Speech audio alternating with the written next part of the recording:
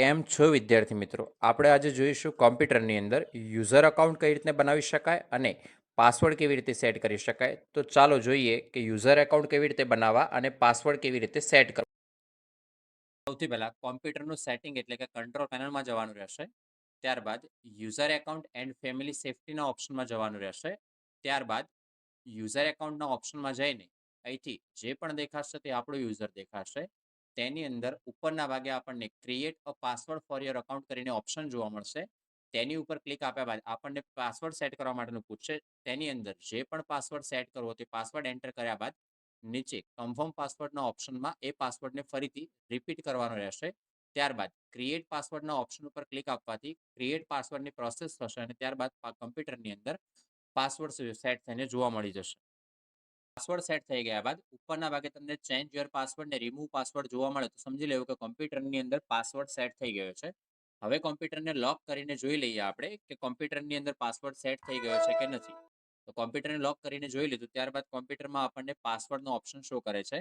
હવે તમારું કોમ્પ્યુટર કોઈ પણ ઓપન કરવા માંગશે તો કોમ્પ્યુટરની અંદર પાસવર્ડ વગર કોઈ પણ તમારા કોમ્પ્યુટરને ઓપન કરી શકશે નહીં.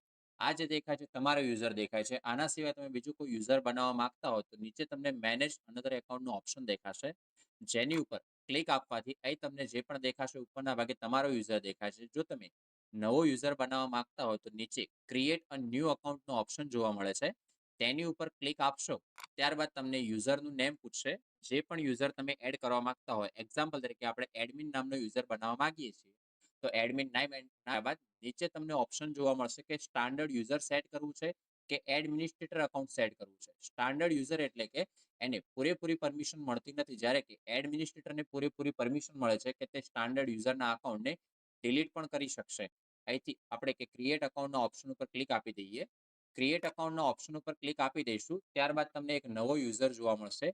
નવા યુઝરમાં કંઈ પણ સેટઅપ કરવું હોય તો નવા યુઝરના ઓપ્શન ઉપર ક્લિક આપવાનું રહેશે.